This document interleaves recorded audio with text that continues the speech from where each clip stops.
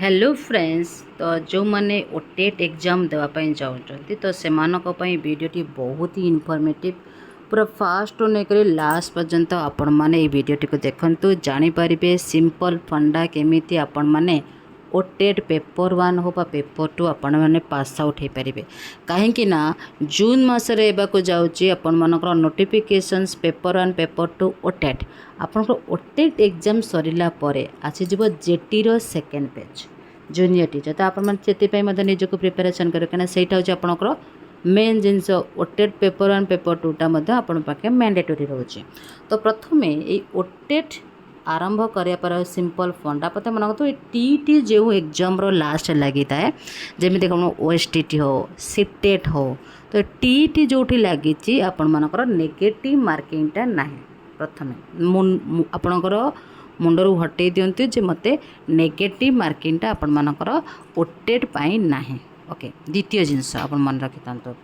कौन ना पिला माने बहुत सारा जे माने जानी पारंतिनी जे कौन पढ़ा द्वारा बा केउ बुक पाठ पढ़ा द्वारा मते ओटेट पेपर 1 हो बा पेपर 2 क्लियर करने को पड़ो सिंपल फंडा कौन अच्छे। तो प्रथम आपन 3टी सब्जेक्ट कहबी आपन तापर बेसी फोकस करने पड़ो जेमिति कि प्रथम होची आपन मानकर इंग्लिश ग्रामर ओडिया ग्रामर आ आपनकर होची पेडागोजी जोटा आप कहते CDP child development pedagogy. Okay English grammar रे मध्य आपण मानक मु ऑलरेडी कहि सारे जे आपण पैसेज आसीज आपण मानकर जो ओडिया ग्रामर छंद आसीबो अलंकार आसीबो एक पदरे परिप्रकाश आसीबो विपरीत शब्द आसीपारे। तो इंग्लिश ग्रामर सेमती सब्जेक्ट आसीबो आपण मानक सिनोनिम आसीबो एंटोनिम आसीपारिबो। ओके तो आपण टिके टिके टिके टिके per day English grammar Odia grammar को देखि नियंतु एवं आम चैनल जदि विजिट करूचंती ताले आपण माने ऑलरेडी पेडागोजी क्लासेस स्टार्ट हे गराने 1 बाय 1 करिकरी मु आपन कहितले हम 3 स्तर रे क्लास करूचो। प्रथमे पूरा डिटेल्स रे सब्जेक्ट वाइज क्लास करिबा सेकेंड रे से सब्जेक्ट वाइज रे एमसीक्यू करिबा थर्ड रे आपण माने कहितली प्रीवियस ईयर क्वेश्चन कोन आसी जे ताको मद डिटेल्स रे आमे माने एक्सप्लेन करवा विथ आंसर सहित जदि एपर्यंत आपण माने जॉइन हे नांती आम सहित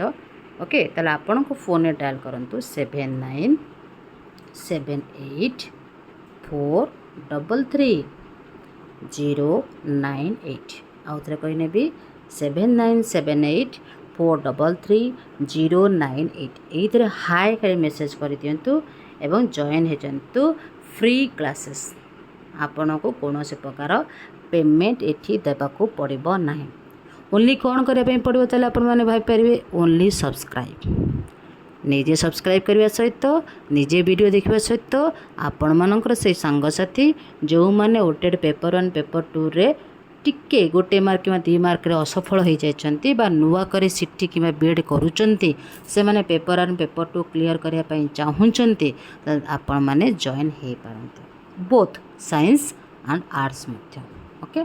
सेकेंड कथा ये English grammar Odia grammar pedagogy कला परे जो माने आर्ट्स स्टूडेंट्स पेपर 2